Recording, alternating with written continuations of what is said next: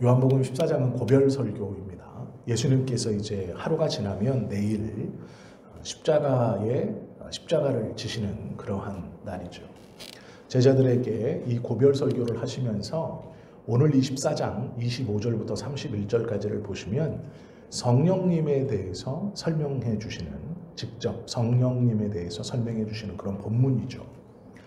예수님은 제자들에게 내가 너희들을 떠나지만 너희들이 여전히 나와 함께 교제할 수 있음은 이 성령께서 너희와 함께 계심으로 가능하다, 이렇게 말씀해 주셨죠. 우리가 앞에 말씀을 잠깐 요약하고 되새겨 봐야 되는데요. 예수님께서 말씀하신 구원, 그것은 하나님의 나라만을 상속자로 상속받고 우리가 육신이 죽어 하나님의 나라에 들어가는 것, 그것만을 의미하는 것이 아니라 이 땅에서 하나님의 뜻과 또 하나님의 그 안에서 서로 교제하는 것이 진정한 구원받은 자의 구원이다, 이렇게 말씀하셨죠. 오늘은 예수님이 뭐라 그러냐면 25절 말씀 보면 내가 아직 너희와 함께 있어서, 이거는 현재형입니다. 그 당시 십자가를 지시기 하루 전 저녁 잡수시는 그 시간이에요. 이제 밥을 다 드셨어요. 그리고 나서 내가 아직 너희와 함께 있어서 이 말을 해요. 어떤 말을 하냐면 성령님이 누구신지를 이제 이 고별 설교에서 가르쳐 주시는 걸로 끝내는 거예요. 어떻게 가르쳐 주시냐? 보혜사, 곧 아버지께서 내 이름으로 보내실 성령, 내 이름으로 보내실 분은 아버지가, 성부가 성자의 이름으로 보내실 분이 돕는 분인데, 그 돕는 분을 뭐라고 부르느냐? 성령이라고 부른대요. 이걸 예수님이 직접 가르쳐줘요. 돕는 보혜사의 이름이 누구냐? 성령. 이렇게 가르쳐주세요. 그분은 보내실 성령, 그가 너희에게 모든 것을 가르치고, 우리가 이 본문을 보면 성령님은 힘이나 파워가 아니다라는 것을 충분히 알 수 있죠. 예수님은 성령을 인격으로 말씀하세요. 그가 라고 정확하게 성령님에 대해서 지칭을 하세요. 남성 단수로. 이게 무슨 얘기냐면 예수님이 성부를 지칭할 때도 분명히 남성 단수로 지칭합니다. 어떤 있는 것, 없는 것을 두리뭉실하게 그것일까? 이렇게 하는 게 아니고요. 그 분이라고 지칭해요. 남성 단수로 지칭하고, 성령에 대해서도 뭐라 그러냐면 어떤 기운, 이것입니다, 이런 게 아니고 그 분이라고 지칭해요. 분명히 하나를 지칭하는 겁니다. 남성 하나, 이걸 지칭해요. 그래서 예수님이 성령을 인격으로 지칭합니다. 그러기에 성령을 건전지 충전하는 힘이나 어떤 능력을 충전하는, 그리고 무슨 기운이라고 생각하시면 큰 착각이에요. 성령은 그런 힘이 아닙니다. 인격이시고 하나님이시죠. 예수님이 분명히 그렇게 가르쳐요.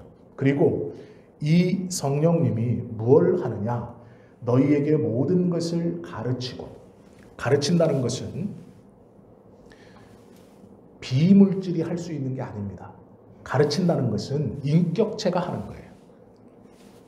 성령님이 기운이 아니라는 걸 예수님이 분명히 말씀하시죠.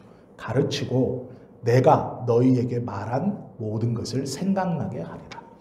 성령님이 돕는 분이신데, 이 보혜사, 돕는, 예수님의 이름으로 하나님이 보내시는 이 돕는 분이 성령이신데, 이 성령님이 하시는 일이 두 개가 있어요. 하나는 가르치시는 일이고 하나는 생각나게 하시는 일이에요.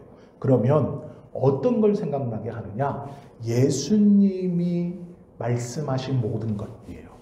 제자들이 기억하고 싶은 모든 것이 아니고요. 제자들이 소원하는 모든 것이 아니고 예수님이 제자들에게 가르쳐 주신 모든 것, 그것을 기억나게 하시는 분이 성령님이다, 이렇게 가르쳐요.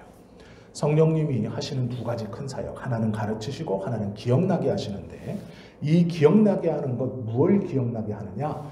예수님이 하신 말씀들이에요. 그러면 잘 생각해 보세요. 앞에서 예수님은 이 성령님에 대해서 설명하기 전에 어떤 걸 강조했냐면 내가 말하는 것은 내 임의대로 말하는 것이 아니라 아버지의 뜻대로, 아버지가 직접 나에게 들려주고 아버지가 직접 나에게 보여주신 것만을 내가 너희에게 말하고 있다. 이렇게 가르치셨어요. 그러면 예수님께서 가르쳐 주신 것은 정확히 말하면 누가 말씀하신 거예요? 성부가 말씀하신 것이죠. 왜냐하면 예수님은 당신의 모든 가르침과 당신의 모든 행동들을 무엇이라고 제자들에게 계속해서 강조했냐면 내가 하는 것이 아니고 내 뜻, 내 임의가 아니고 성부 하나님께서 나에게 들려주신 것, 나에게 말씀해 주신 것, 나에게 보여주신 대로 내가 너희에게 말하고 있다. 그러므로 내 말은 내 뜻이 아니고 성부의 뜻이다. 이렇게 말해요. 그렇게 가르쳐 주셨어요. 그리고 지금 보혜사 성령을 말씀하시면서 뭐라고 그러냐면 이 성령은 나의 말을 다 생각나게 할 것이다. 그러면 이 성령님이 생각나게 하시는 예수님의 말씀은 결국 누구의 말이에요? 성부의 말인 거예요. 이거를 잘 생각하셔야 돼요. 예수님은 강조해서 제자들에게 내 말은 아버지께서 나에게 들려주시고 직접 말씀해 주시고 보여주신 것을 내가 너희에게 아버지의 뜻대로 아버지의 것을 그대로 전한다. 그리고 성령은 내 모든 말들을 생각나게 해 주실 것이다. 그렇다면 성령은 결국 성부의 말씀을 생각나게 해 주신다라는 것이죠. 그래서 성부와 성자와 성령은 같은 말씀을 하시는 거예요. 다른 뜻을 갖고 계신 게 아니라 성부의 뜻을 예수님이 그대로 전하고 성령은 예수님이 가르치신 모든 것들을 생각나게 하시기 때문에 결국 이 삼위의 하나님은 하나의 말씀을 하고 계시는 거예요. 다른 게 아니에요. 이것이 성령께서 우리에게 행하시는 가장 중요한 일이고 근본적인 사역이죠. 우리는 성령을 받으면 병 고치고 어떤 특별한 능력을 행하고 예언하고 방언 통역도 하고 막 이럴 거라고, 그것이 성령의 능력이라고 생각하지만 그렇지 않다는 거예요. 예수님의 가르침을 생각나게 해주시는 것, 예수님의 가르침을 모두 생각나게 해주시는 것, 그것이 성령의 일이고 그 성령이 하시는 일은 결국 성부의 뜻, 말씀을 우리로 깨닫게 해주시고 생각나게 해주시는 거예요. 그래서 성령이 말씀과 함께 역사하신다라고 말해도 과장이 아니다라는 거예요. 결국 성부와 성자와 성령은 하나의 말씀을 하고 계세요. 이것이 예수님이 성령을 통해 가르쳐 주시는 것이죠. 그렇게 말하고 27절에 28절까지 보면 무엇라고 말씀하느냐? 평안을 너희에게 주네요. 지금 이제 내일이면 예수님은 제자들을 떠나서 십자가를 지십니다. 제자들은 예수 그리스도께서 당하는 고난 앞에 뿔뿔이 흩어져요. 그리고 제자들이 당하는 고난도 이제 시작됩니다. 예수님만 당하는 것이 아니라 이 제자들이 이제 믿음을 가지고 예수 그리스도를 구주로 믿고 전파하면서 당하는 고난이 이제 시작돼요. 그래서 예수님이 앞에 뭐라 그랬냐면 나를 믿어서 구원받고 너희가 얻는 평안이 세상의 기준처럼 아무런 문제가 없고 관계도 좋고 경제적으로도 어렵지 않고 건강도 문제가 없고 환경과 여건이 네가 생각하는 어떤 기준에 충족되어서 아 평안하다, 아무런 문제가 없구나, 자녀들도 괜찮고 사업도 괜찮고 교회도 괜찮고 내 개인적인 건강이나 뭐 예배도 뭐 누구도 내 눈에 거슬리는 것 없이 평안하구나, 이게 아니라고 말씀하시는 거예요. 제자들에게 구원받은 자는 그 구원이 진짜 무엇이냐? 교제인데 결국 손으로 짓지한 하나님의 성전에서 너와 나와 성부가 함께 교제하는 것, 그것이 구원받은 자다, 이렇게 말해요. 평안은 그 교제 안에 이루어진다, 이렇게 말씀해 주셨어요, 앞에서. 그리고 지금 뭐라 그러냐면 나의 평안. 이 평안은 뭔가요?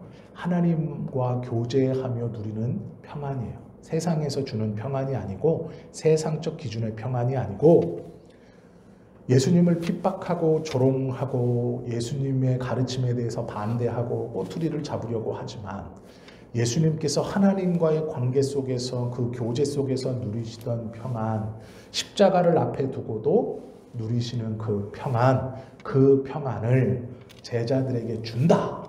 너희에게 줄 것이다. 이렇게 말해요. 그러면 이 평안은 교제를 통해서 얻을 수 있고 누리는 것인데 예수님이 이제 십자가에 달려 돌아가세요. 사흘 만에 부활하셔서 제자들에게 오실 거지만 결국 떠나죠. 그 말씀이에요. 그 말씀이 27절, 28절이에요. 평안을 너희에게 끼치노니 곧 나의 평안을 너희에게 주노라. 내가 너희에게 주는 것은 세상이 주는 것과 같지 아니하니라. 너희는 마음에 근심하지도 말고 두려워하지도 말라. 내가 갔다가 너희에게로 온다 하는 말을 너희가 들었나니 나를 사랑하였더라면 내가 아버지께로 감을 기뻐하였으리라. 아버지는 나보다 크심이라 라고 말씀하세요. 이 말씀이 내가 간다 이렇게 말씀하시죠. 간다는 말은 이제 십자가를 지시고 육신의 죽음을 제자들이 경험한다는 뜻이에요. 이렇게 떠난다. 그리고 다시 온다고 말씀하시는데 이 내가 다시 옴은 두 가지 의미가 있어요. 하나는 십자가를 지시고 사흘 뒤 부활하셔서 제자들을 만나주시는 옴이 있고 또 하나는 예수님께서 그 후에 40일을 함께 계시고 하늘로서 올라가시고 하나님의 보좌 우편에 계시죠. 그리고 성령이 오심으로 온다라고 표현하는 거예요. 성령이 오셔서 어떤 일을 하느냐? 앞에서 가르쳐 주신 것처럼 너희를 떠나지 않고 온 세상 모든 곳에 함께 거하고 예루살렘에 있는 제자들과 동시에 갈릴리에 있는 제자들, 동시에 사마리아 유대와 온 땅에 있는 모든 제자들과 함께 있는 그 예수 그리스도. 그러면 어떻게 성령께서 예수님의 가르쳐 주신 말씀을 생각나게 하셔서 그 교제를 우리와 하심으로 너희가 평안을 누릴 수 있다. 그것을 온다라고 표현하세요. 성령이 오셨는데 성령을 예수님의 이름으로 성부가 보내주시는데 이 돕는 보혜사 성령이 오심을 예수님은 내가 온다 이렇게 표현하세요. 그리고 나와 함께 있다. 내가 너를 떠나지 않는다 이렇게 표현하세요. 성령께서 우리에게 깨닫게 해주시는 하나님의 말씀, 성경의 말씀, 그리고 기억나게 해주시는 이 하나님의 말씀이 곧 예수님과의 교제이고 예수님께서 나와 함께 계신다는 증거이고 또 우리가 이 말씀을 열심히 배우고 익히고 또한 이 말씀을 통해서 예수님과 교제하고 있고 성부와 교제하고 있다라는 것이죠. 그것이 평안이고 그것이 구원받은 자다 이렇게 가르쳐 주시는 거예요. 29절에 보시면 31절까지 이렇게 말하죠. 이제 일이 일어나기 전에 이건 십자가의 사건입니다. 십자가의 사건이 제자들에겐 충격이었어요. 왜 그랬냐면 이 당시 제자들 그리고 이 문화에 있어서 십자가라는 것은 흉악한 연쇄살인범이나 아니면 정치범, 로마의 반란을 일으켰다가 그 반란이 성공하지 못하고 잡혀서 죽는 정치범들이 죽는 그런 형벌이었습니다. 그리고 유대인의 입장에서 십자가라는 것은 이 지중해 지역에 로마가 지배하는 이 모든 지역에서 나무에 달려 죽는 것이 비참한 죽음인 것은 맞지만 유대인의 입장에서 더 꺼리는 거예요. 왜 그러냐면 이들의 율법 속에 나무에 달린 자마다 저주받은 자다라는 말씀이 있어요. 왜 그랬느냐? 유대인들은 사람을 나무에 달려 죽인 일이 없습니다. 땅에서 몸이 떨어진다는 것에 대해서 유대인들은 굉장히 불안감을 갖고 있었어요. 이 땅에서 떨어진다라는 의미들을 유대인들은 이것은 조금 상식적인 얘기인데요. 이방인들이 바라보는 여호와는 대지신입니다. 즉 땅의 신이에요. 이 유목민들의 신이거든요. 목초지, 풀의 신입니다. 그래서 이방인들이 이 당시에 바라보는 유대인의 신은 땅을 디디고 그곳에서 풀이 나게 해서 자신이 선택한 요 이스라엘을 그 땅을 통해 입히고 먹이는 신이에요.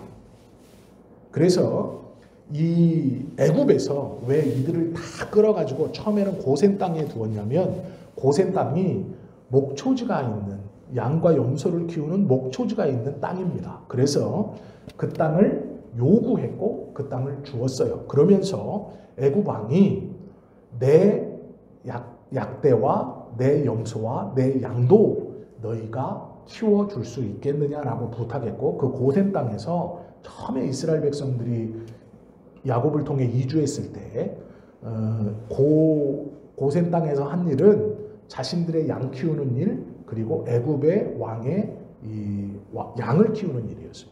왜 그랬느냐? 주변에서 바라볼 때 이들이 섬기는 신은 이 초지의 신입니다. 땅과 붙어 있는 거예요. 그래서 이들이 홍해를 건넜다는 것은 땅 속으로 들어왔다 나왔다는 뜻이고 또 사막을 돌았다는 것은 그 땅과 초지와 상관없이 그 땅에서 살아남았다는 뜻이에요. 이걸 이방인의 눈으로 보면 우리가 생각할 때 여호와는 초지의 신인데 그 초지의 신이 물도 정복하고 사막도 정복했다라는 의미예요. 그들이 받아들일 때 여리고성에서 이 이스라엘 백성들과 하나님을 보면서 두렵게 느낀 것은 겉으로 보여지는 정복이 아니고요. 그들의 관념 속에 신이라는 것은 민족신, 토지신 그리고 이 자신들이 하는 비를 관장한다든지 해를 관장한다든지 풍요를 관장한다든지 어떤 반대로 또 흉년을 관장한다든지 전염병을 관장하는 이런 신들이라고 생각했어요. 그런데 하나님은 이들에게 어떻게 비춰졌느냐? 초지의 신이고 땅에 매여 있는 신이에요. 이스라엘도 자신의 하나님을 민족신으로 받아들이고 또 그 하나님에 대해서 전능하다고 말했지만 그들의 저편에는 뭐가 깔려 있냐면 땅, 이 초지에 관한 개념이 깔려 있어요. 신에 대한. 이것이 시대적 한계입니다. 지금 우리가 생각하는 하나님은 온 천지 만물을 창조하신 여호와 하나님이지만 이들은 그 시대의 관념 속에 하나님에 대해서 그 땅에 매여 있고 잔디, 초지의 신이라고 생각하는 것이 관념 속에 그 시대의 한계로 붙어 있는 거예요. 다른 민족들도 그렇게 생각했습니다. 그런데 다른 민족이 보기에 이들이 바다, 물도 지배했고 사막도 넘어왔고 그곳에서도 대승을 거두면서 또 여호수아가 전쟁할 때 산에서도 전쟁하고 골짜기에서도 전쟁하는 승리를 거두죠. 이들이 이해할 수 없었어요. 여호와는 초지의 신이라서 평지에서 전쟁할 때 힘이 가장 센데 골짜기에서 전쟁할 때도 승리하고 산빛 아래서 전쟁할 때도 승리하고 성 안과 성 밖에서 전쟁할 때도 승리한다는 건 이 여호와의 힘이 강성해졌다. 그래서 우리의 신들이 지금은 대항할 수 없다. 그러니 우리의 신들이 힘을 회복하고 저 신이 힘이 약해질 때까지 피해 있고 도망가자. 그래서 바깥으로 빠지는 거예요. 그리고 기회를 엿보는 거예요. 우리의 힘이 세지면 다시 밀어낼 수 있다. 이것이 시대적 한계였습니다. 신관념에 대해서 그 시대에 갖고 있는 한계. 이스라엘 백성들이요 아주 옛날부터 그 생각을 이스라엘 백성도 갖고 있었습니다. 그래서 나무에 달리는 것, 땅에서 떨어진다는 것에 대해서 내가 믿는 우리 이 목동 초지의 신인 여호와께 버림받았다 이렇게 생각했어요. 그래서 나무에 달리는 것은 나무에 달렸다고 저주받았다는 게 아니라 땅에서 떨어졌다라는 것에 대해서 이 저주라고 생각했습니다. 이 사고관념을 가지고 있었던 이스라엘에게 예수님께서 말씀하신 하나님의 나라는요 파격이에요. 왜 파격이냐면 저 하늘에 있는 거거든요. 하나님의 나라가 이 땅에 있어야 돼요. 이스라엘 백성들은. 그래서 이스라엘 백성들은 어떻게 생각했냐면 천국이 3000층으로 되어 있다고 생각했어요. 땅에서부터 붙어서 하늘로 올라가는 거예요. 이 천국이 3000탑으로 되어 있는데 땅에 붙어 있는 거예요. 출발은 땅에 붙어서 이렇게 올라가야 돼요. 그런데 예수님이 가르쳐 주신 하나님의 나라는 하늘에서부터 시작해요. 아예. 그래서 이스라엘 백성들이 예수님이 가르쳐 주신 하나님의 나라를 받아들이기가 어려웠고 이것이 파격이었습니다. 그리고 그 나라를 들어가는데 이 3000층의 개념이 아니라 가난하고 억눌리고 고아와 과부와 어려운 사람들이 함께 간다. 이렇게 말해서 이해하고 받아들일 수 없었습니다. 그들에게는 3000층이었어요. 여기부터 차서 이렇게 올라가야 돼요. 땅에 붙어서 시작해서 이렇게 올라가야 되는 건데 예수께서 가르쳐 주신 하나님의 나라, 그들의 관념 속에서는 이게 쉽지 않아요. 그런데 예수님이 그렇게 말을 하고 있는 거예요. 내가 하늘에 간다. 그리고 다시 온다. 라고 말씀하시는 것이죠. 이렇게 말하는 것은 십자가의 사건이 너희들에게는 굉장히 큰 충격이고, 왜냐하면 예수님이 하나님의 아들이고 하나님의 말씀을 전하는데 그 예수님이 땅에서 떨어지는 거예요. 이제 나무에 달려 죽는 거죠. 그렇기 때문에 제자들에게는 충격이에요. 이건 근본적 믿음이 흔들리는 겁니다. 예수님이 스데반처럼 돌 맞아 죽는 것 좀 괜찮아요. 왜냐하면 땅에서 죽잖아요.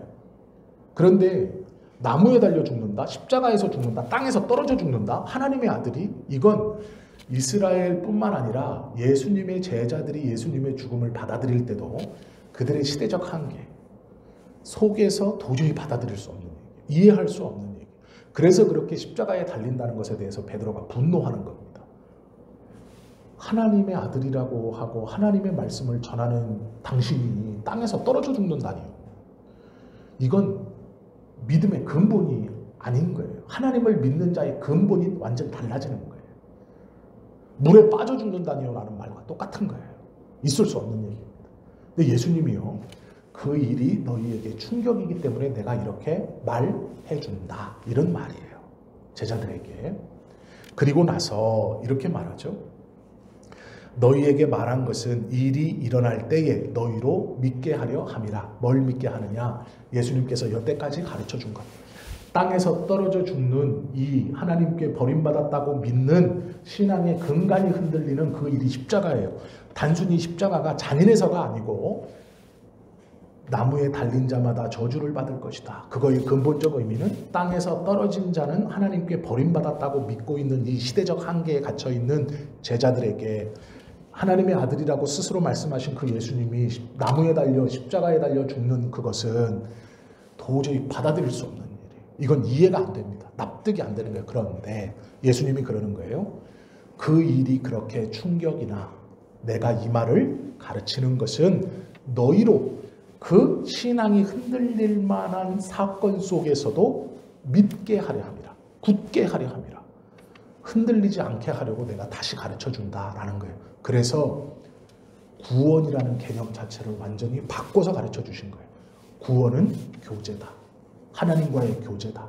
그리고 그 하나님과의 교제는 손으로 짓지 않은 성전 속에서 이루어지는데 그 성전이 하나님의 나라뿐 아니라 너희에게도 있어서 성부와 내가 너희에게 찾아와서 이 안에서 그 방 하나에서 친밀한 교제를 나눌 것이다. 이것이 구원이다. 이렇게 가르쳐 주신 거예요. 그리고 이 구원을 믿고 있는 친밀한 교제가 구원이라는 것을 알고 있는 제자들, 지금은 이게 무슨 말인지 모른다. 그러나 성령께서 내 부탁으로 성부가 내 이름으로 보내시는 그 성령 돕는 분이 내 말, 이 말을 다 생각나게 하실 것이다. 그래서 너희가 십자가 앞에서 두렵거나 놀라지 않고 믿게 된다. 내가 가르친 모든 말이 상식을 뛰어넘는 땅에서 죽는, 땅에서 떨어져 죽는 그 나무에 달려 죽는 이 저주의 상태가 끝이 아니고 신앙에 흔들리는 어떤 큰 것이 아니고 내 말을 믿게 하려고 이걸 다시 너희에게 가르친다. 이렇게 가르쳐 주시는 거예요. 그리고 말씀하시는 게 너희는 마음에 근심하지도 말고 두려워하지도 말라. 그 십자가의 사건 앞에서 근심하지도 말고 두려워하지도 말라. 우리의 아주 밑바탕, 하나님을 믿는, 여호와를 믿는 밑바탕에 있는 그 근간이 흔들리는 거예요. 십자가에 달려 죽는다는 것, 땅에 떨어져서 예수님이 죽는다는 것은. 그런데 두려워하지 말고 근심하지도 마라. 뭐지? 걱정하지도 마라. 이런 말이에요. 그렇게 말씀하시고 내가 갔다가 너희에게로 온다 하는 말을 너희가 들었나니 나를 사랑하였더라면 내가 아버지께로 감을 기뻐하였습니다. 아버지는 나보다 크심이라 이렇게 말하는 거예요. 이거 위로입니다. 위로를 전하는 거예요.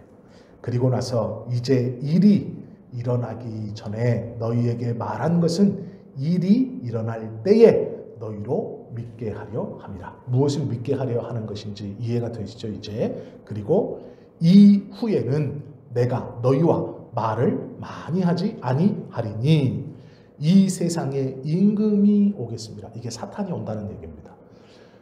가룟 유다가 저녁에 이제 나가면서 예수님이 그래요. 이제 내가 영광을 하나님께 돌린다.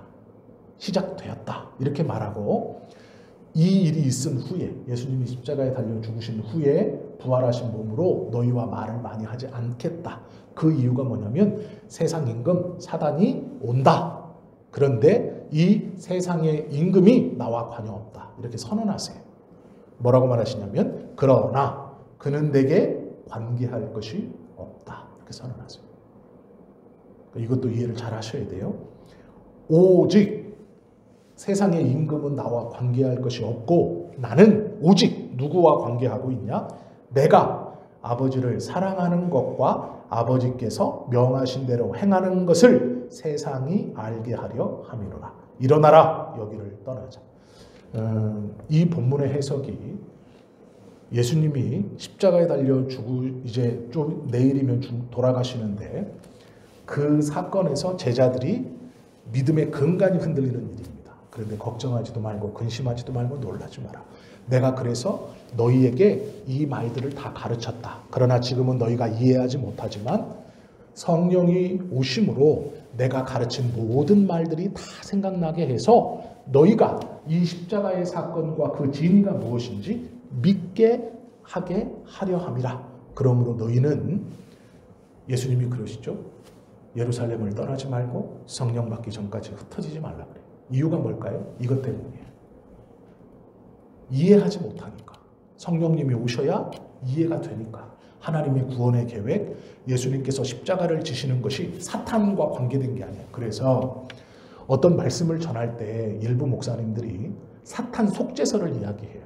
예수님이 십자가에 달리신 것은 사탄에게 값을 치른 것이다. 아니에요. 천만의 말씀이에요. 예수님이 분명히 가르쳐 주시잖아요. 예수님이 십자가에 달려 돌아가신 것은 이렇게 여기서 분명히 예수님이 말해요. 내가 아버지를 사랑하는 것, 아버지의 명령, 그리고 내가 아버지를 사랑하는 것을 세상이 알게 하려 십자가에 달린다. 이렇게 말씀하시죠. 이것이 제일 첫 번째예요. 사탄 배상설은 그래서 거짓말입니다. 그렇게 말하면 안 돼요. 사탄에게 값을 주고 우리를 샀다? 천만의 말씀입니다. 아니에요. 대속이라는 건요. 죄에 대한 값이지 사탄에 대한 어떤 값을 치르는 게 아니에요. 그래서 사단에 대해서 무슨 속죄, 그 사탄에게 값을 주고 그렇게 말씀하면 안 됩니다. 이 사탄 속죄설은 성경적이지 않아요. 그건 잘못 가르치는 거예요. 예수님께서 가르쳐 주신 십자가를 지신 이유는 하나님의 명령이었고 예수님이 내가 하나님을 사랑한다라는 것을 세상이 알게 하려 십자가를 진다. 이렇게 말씀하시는 거예요. 그 뜻 안에 있는 거예요. 죄의 용서가. 그러므로 우리의 구원에 사단이 낄 자리가 없어요. 아무런 영향력이 없어요. 예수님이 선언하잖아요. 세상 임금이 오겠지만 그는 관계할 수 없다. 관계가 필요 없다.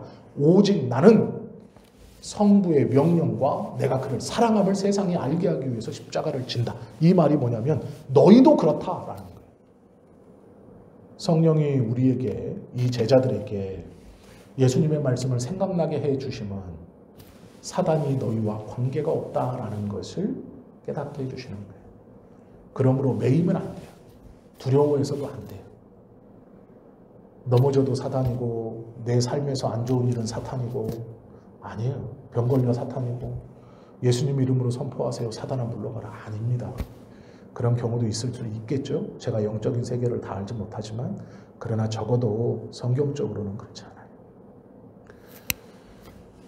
예수님께서요. 병 걸린 사람을 보고 분노하지 않아요. 불쌍히 여겨주세요.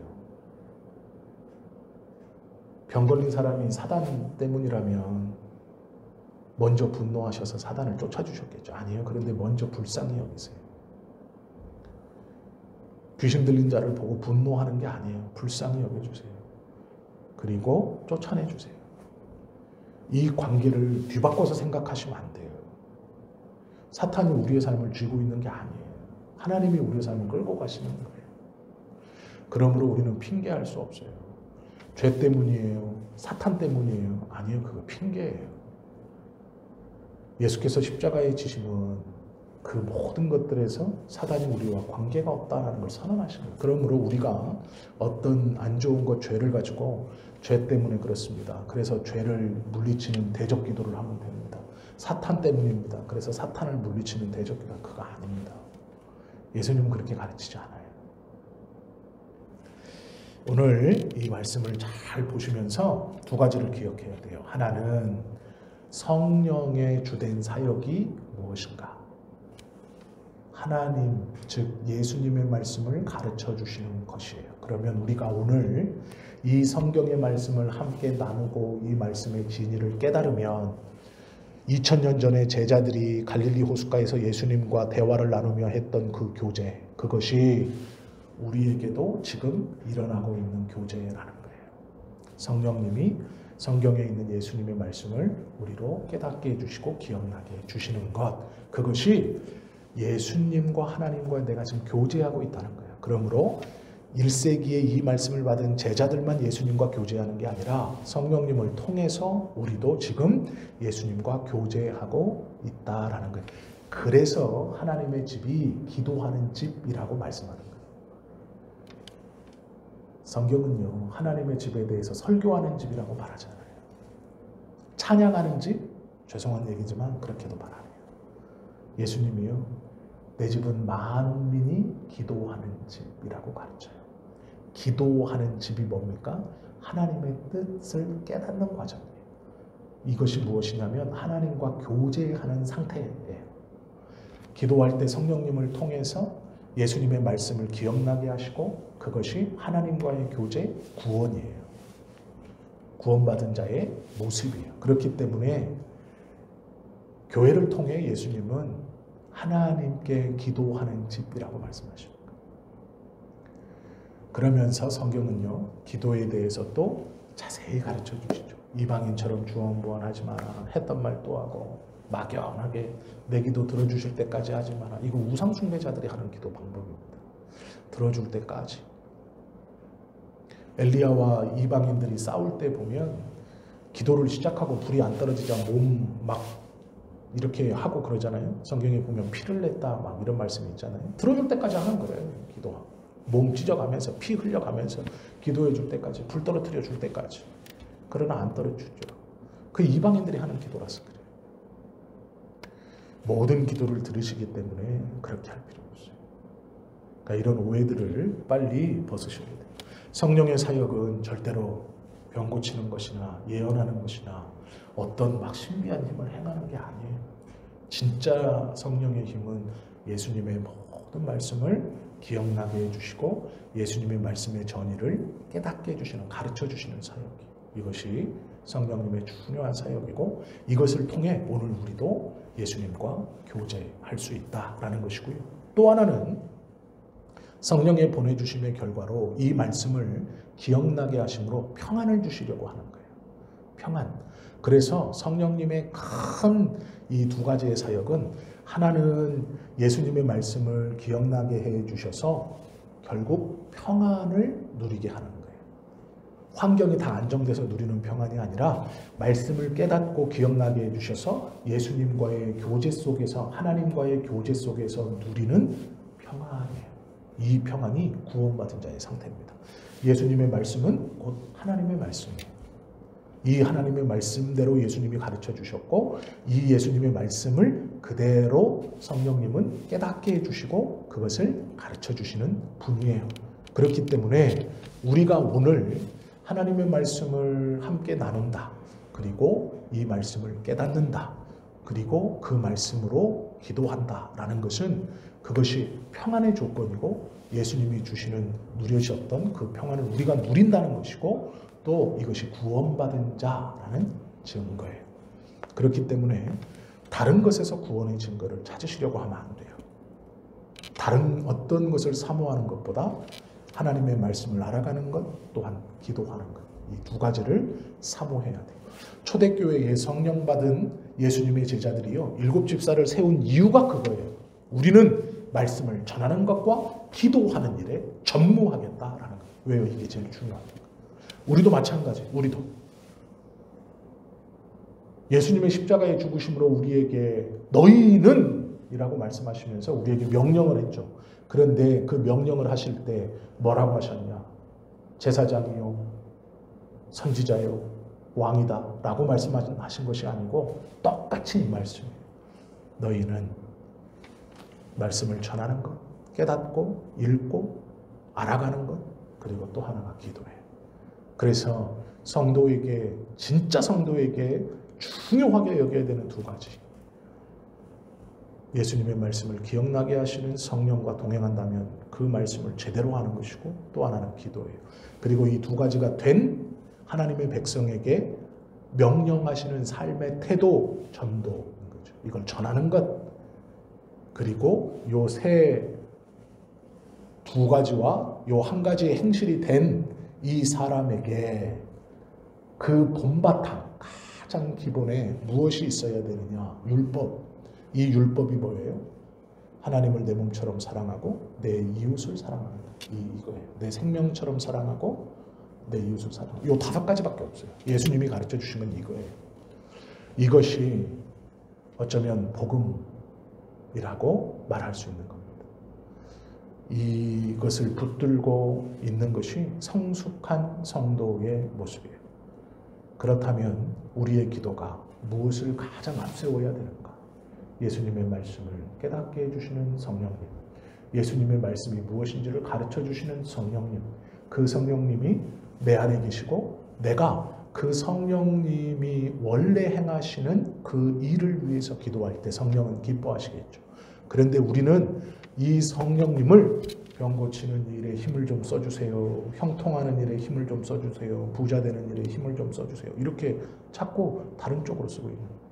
성령님을 자꾸 그런 쪽으로 몰아가요. 그리고 막 그렇게 가르쳐요. 전혀 아닙니다. 오늘 이 말씀을 들으시고요. 오해 없이 받아들이셔야 돼요. 선입견을 다 빼고 성경에서 말씀하시는 그대로 오해 없이 받아야 돼요. 그래야 바른 믿음의 성숙이 있습니다.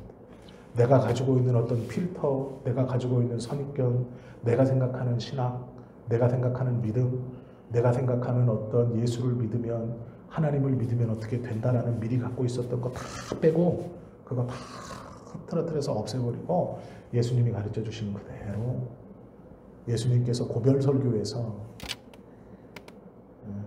말씀해 주시는 굉장히 중요한 거예요.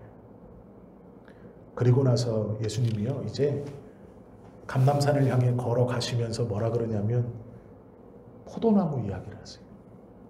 거의 끝까지 왔어요. 이제. 예수님이 이제 감람산 가면서 15장에서 포도나무 얘기를 해요. 다음 주에 저희가 함께 다음 주부터 말씀을 보실 텐데요. 오늘 24장 고별설교의 이 저녁 드시는 그날 저녁 그 안에서 제자들에게 가르쳐 주신 이 말씀이 오늘 우리에게도 동일한 은혜와 깨달음으로 함께 있을 수 있기를 예수님의 이름으로 축원합니다. 그리고 이 깨달은 말씀을 가지고 기도하고 깊은 묵상을 통해 자신의 기도 제목들을 찾아가는 우리가 될 수 있기를 예수님의 이름으로 축원합니다. 기도 드립니다.